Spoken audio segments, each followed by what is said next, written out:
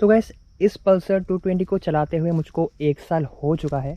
तो इस 1 साल में मैंने इस बाइक पे क्या कुछ एक्सपीरियंस किया, चाहे वो नेगेटिव हो या फिर पॉजिटिव, मैं सभी चीज़ें आज इस वीडियो पे कवर करने की कोशिश करूँगा। तो चलिए गाइस वीडियो को शुरू कर लेते हैं। तो गाइस आप किसी भी पल्सर 220 के ओनर से पूछ लीजिए, जो इसका पहला जो मेजर प्रॉब्लम है वो है इसका वाइब्रेशन। ये जो इसका फेयरिंग है, इसकी फेयरिंग से जो वाइब्रेशन आता है वो बहुत ही ज़्यादा है। तो ये वाइब्रेशन की प्रॉब्लम तो इस कार पे है। यहाँ पे आप लोग ये जो आप लोग नट्स देख रहे हो, इसको आप कितना भी कस लो लेकिन वाइब्रेशन जाती नहीं। यहाँ पे जब मैं RPM 4000 RPM पर पहुँचता है तब ये मतलब इतना ज़्यादा वाइब्रेट होता है कि मैं आपको बोल नहीं सकता। मतलब ऑकवर्ड हो जाता है कभी कभी इस कार को चलाना। तो जब भी आप 4000 RPM तक पहुंचते हो तभी इसका जो है वाइब्रेशन पूरा शुरू हो जाता है। वो यहाँ से मतलब पूरा वाइब्रेशन मतलब पूरा फेयरिंग से इसका वाइब्रेशन आता है। तो ये है इसका एक इशू जो आपको पहले दिन से ही आपको 220 में फेस करना होगा। अगर दूसरी प्रॉब्लम की बात करें, इसको तो हम प्रॉब्लम तो नहीं बोल सकते, लेकिन हाँ इस पे भी आपको ध्यान ज़रूर से देना होगा। वो है इसका ओपन चेन सिस्टम। इसका जो ये ओपन चेन सिस्टम है, इसको आपको हर 300 या 400 किलोमीटर के बाद आपको साफ़ करना होगा। अभी भी आप लोग देख सकते हो कि ना डर्टी हो रखा है, तो इससे आपको जो है सेंस पॉकेट में आपको थोड़ा सा प्रॉब्लम आ जाता है। तो इसमें आपको यहाँ पे भी साफ़ करना होगा खोल के, ये वाला खोल के। तो यहाँ पे गियर होता है उसमें भी आपको साफ़ करना होगा, और ये वाला जो पोर्शन है यहाँ पे भी आपको हर 300 या 400 किलोमीटर के बाद आपको इसको साफ़ करना होगा। तो ये है एक दूसरा इशू जो आपको पल्सर 220 लेने के बाद आपको पता चलेगा। और इसका जो ये मिरर्स है, ये मिरर यार यूज़लेस है। मतलब यहाँ से देख सकते हो मेरा हाथ ही पूरा आ रहा है इसमें, पीछे का व्यू आपको यहाँ पे कुछ भी नहीं मिलता। मतलब जब गाड़ी आपका फुल पीछे हो, इस बाइक के एकदम पीछे हो, तभी आपको यहाँ से आपको व्यू मिलेगा। नहीं तो आपको ये मिरर, मैं तो बोलता हूँ इसको ऐसे रखो और ऐसे ही रखा करो, क्योंकि ये यूज़लेस है। और अगर तीसरी बात की बात करें तो ये जो आप यहाँ पे सस्पेंसन का सेटअप देख रहे हो, पहले तो ये एकदम पूरा सॉफ्ट में था, सॉफ्टर साइड पे था। लेकिन जैसे जैसे मैंने चलाता गया तब आगे वाला सस्पेंशन, तो ये जो सस्पेंशन आपको दिख रहा है ये वाला तो ठीक रहता है, लेकिन यहाँ पे जो पीछे वाला जो सस्पेंशन है वो थोड़ा हार्ड हो जाता है। मतलब जब आप ख़राब रास्ते पे चलते हो तो ये सस्पेंशन आपको मतलब थोड़ा सा हार्डर साइड पे ये कन्वर्ट हो जाता है। तो आपको ये वाला सस्पेंशन थोड़ा सा इनकन्वीनियंट लग सकता है। लेकिन आगे का जो सस्पेंशन है वो मतलब मुझे तो बहुत ही अच्छा लगा। मतलब यहाँ पे आप कोई भी ज़र्क, मतलब अगर स्पीड ब्रेकर भी हो तब जब सामने का पहिया छड़ेगा तब आपको मालूम नहीं पड़ेगा, जब पीछे का पहिया छड़ेगा तभी आपको मालूम पड़ेगा कि हाँ यहाँ पे गड्ढा था।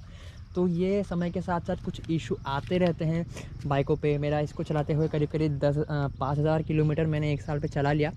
तो 1 सालों में लगभग सभी चीज़ें आपको मालूम पड़ जाती है एक बाइक के बारे में।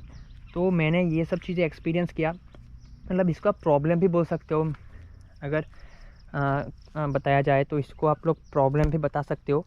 लेकिन हाँ ये सारी चीज़ें मैंने इस बाइक पे एक्सपीरियंस किया है इस 1 साल पे।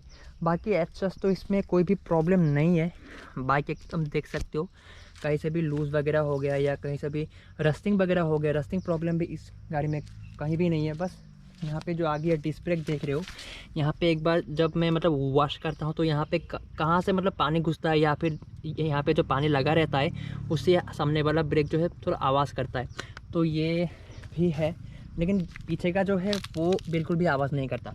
जो आगे का डिस्क ब्रेक है वही सिर्फ थोड़ा सा नॉइज़ करता है। जब ब्रेक मारता हूँ तो जो पुराने स्प्लेंडरों में होता था तो वैसी फील आपको आएगी जब आप धुलने के बाद जब आप इसको ब्रेक मारोगे।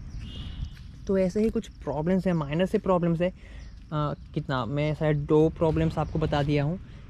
ऐसा तो इसका कोई भी दूसरा प्रॉब्लम नहीं है, लेकिन हाँ ये सारी चीज़ें आपको इस बाइक पे ज़रूर से देखने को मिल जाती है। तो अगर पॉजिटिव की बात करें तो मैं तो सारे निगेटिव बताई है, जैसे कि सेंस पॉकेट प्रॉब्लम हो गया या फिर वाइब्रेशन प्रॉब्लम, सभी प्रॉब्लम बताई है। तो अब मैं आता हूँ इसके पॉजिटिव साइड पे। तो अब आते हैं पॉजिटिव पे। तो अगर पॉजिटिविटी बात करें तो यहाँ पे जो इसका राइडिंग पोस्चर है वो बहुत ही ज़्यादा कंफर्टेबल है। मतलब मेरा हाइट लगभग 5 फीट 9 इंच होगा, तो उसके हिसाब से तो मुझे ये बाइक बहुत ही ज़्यादा कंफर्टेबल लगता है। क्योंकि यहाँ पे जो सीटिंग पोस्चर है या फिर यहाँ से जो इसका एंगल है, ये दोनों सीट का और इस पैडल का एंगल है वो बहुत ही ज़्यादा है। और आगे की तरफ आपको हल्का सा लीन होना पड़ता है, जो मुझे नहीं लगता कि आपको थोड़ा सा भी अनकंफर्टेबल फील कराएगा, क्योंकि मैंने इसको लेके 100 किलोमीटर का एक राइड किया था, तो तब भी मुझे किसी भी तरह का बैक पेन हो, हैंड पेन हो, किसी भी तरह का पेन मुझे फील नहीं हुआ था। तो इसका जो राइडिंग पोस्चर है वो एक बहुत ही ज़्यादा पॉजिटिव पॉइंट है इस बाइक के बारे में। और अगर दूसरी बात करें तो वो है इसका माइलेज। मतलब 200 सीसी का इंजन है, फिर भी इसका जो माइलेज निकाल के देती है वो बहुत ही सरप्राइजिंग है, क्योंकि ये गाड़ी आपको आराम से 30 to 35 का माइलेज आपको निकाल के दे देगा। और इसकी फ्यूल टैंक कैपेसिटी है लगभग 16 लीटर। तो 16 लीटर फ्यूल टैंक के साथ अगर आपको 30 या 35 का माइलेज मिलता है तो आपको बहुत ही ज़्यादा रेंज मिल जाता है। तो आपको बार बार अगर आप लोग लॉन्ग राइड्स करते हो तो आपको बार बार फ्यूल अप करना नहीं पड़ेगा। तो ये एक इसका पॉजिटिव साइड है। और दूसरी अगर पॉजिटिव साइड के बारे में बताएं तो इसका जो ये हेडलाइट का सेटअप है वो बहुत ही ज़्यादा अच्छा है। मतलब इस सेगमेंट की ही दूसरे बाइक की अगर बात करें तो उसमें आपको इतना ज़्यादा हेडलाइट का थ्रो अच्छा नहीं मिलेगा, लेकिन इस बाइक का जो डुअल हेडलैम्प का प्रोजेक्टर है, नीचे आपको प्रोजेक्टर मिलता है और ऊपर आपको हेलोजन मिलता है। ये जो सेटअप है ये आपको बहुत ही ज़्यादा विजिबल विजन देगा रात के समय पे।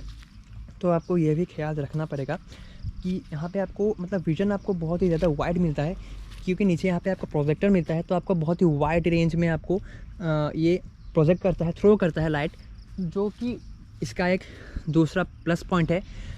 तो ये तो मुझे बहुत ही अच्छा लगा। मतलब दूसरे बाइक को भी मैंने चलाया है, मेरे पास पे एक एंटॉर्क भी है, स्प्लेंडर भी है। तो मैं जब स्प्लेंडर को लेके जाता हूँ तब मुझे ऐसा फील होता है कि नहीं, कुछ भी नहीं दिख रहा या फिर विजन क्लियर नहीं है, लेकिन इस पर आपको जो विजन मिलता है वो यार सच में यार बहुत ही बढ़िया आपको थ्रो मिलता है। जो आपको रात के समय पे अगर राइड करते हो तो आपको फॉग लाइट बहुत लगा लेते हैं, यहाँ पे फॉग लाइट लगा लेते हैं, तो आपको फॉग लाइट की भी ज़रूरत नहीं पड़ेगी, क्योंकि इसका थ्रो ही बहुत अच्छा है इसकी इनबिल्ट हेलोजन का। एक और इसकी पॉजिटिव साइड बता देता हूँ, जो इसका ये लॉन्ग व्हील बेस है। आप लोग यहाँ से यहाँ लेके आपको व्हील बेस आपको नीचे शो हो रहा होगा।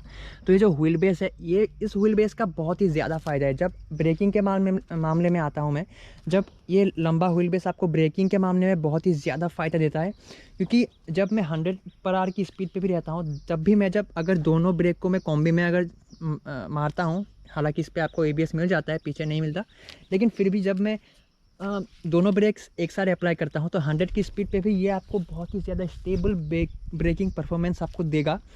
किसी भी तरह का अनबैलेंस नहीं होगा। आप लोग जितना ही हार्ड ब्रेक मार लो, इस पर आपको अनबैलेंस फील नहीं होगा। इस पर आपको सामने की तरफ 216 mm का डिस्क ब्रेक मिलता है और पीछे की तरफ भी आपको मिल जाता है, और यहाँ पे आपको रियर व्हील लिफ्टर प्रोटेक्शन आपको मिल जाता है। तो हाँ, ब्रेकिंग में भी ये गाड़ी बहुत ही ज़्यादा अच्छा है, क्योंकि हाई स्पीड पे भी आपको जब ब्रेक मारते हो तो बहुत ही ज़्यादा परफॉर्मेंस ये देगा, अनबैलेंस फील नहीं होगा आपको किसी भी तरह से। इसका एक और पॉजिटिव साइड है, वो है इसका परफॉर्मेंस। ये जो आपको 220 सीसी का आपको यहाँ पे इंजन मिलता है, ये इतना कैपेबल है। मतलब इस गाड़ी को आप जैसे चलाओ, आपकी मर्ज़ी। मतलब आप इसको ऑफ रोडिंग करो, रेसिंग करो, थोड़ा खींच के चलाओ या फिर स्लो चलाओ, सिटी में चलाओ, गांव में, मतलब किसी भी रोड पे, किसी भी टेरेन पे आप लोग कहीं भी चलाओ, आपको इस वाले इंजन से आपको कभी भी निराशा नहीं मिलेगी। ये सभी मामलों से अच्छा है।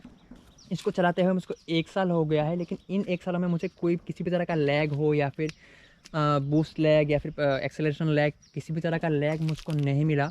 जब मैं इसको खींचने का मिलता है, खींचता हूँ तो इसको अच्छी परफॉर्मेंस देता है। जब मैं इसको स्लो चलाता हूँ तो भी मुझको एक स्टेबल राइड देती है। तो मतलब इसका इंजन भी एक ऐसी प्लस पॉइंट है कि जिसके वजह से ये गाड़ी एज ए हॉट केक बिकती है हर साल। इसी वजह से इसका जो सामने का फेयरिंग है वो थोड़ा ओल्ड हो चुका है, लेकिन फिर भी ये गाड़ी आज भी एज ए हॉट केक बिकती है इन्हीं सारी चीज़ों की वजह से।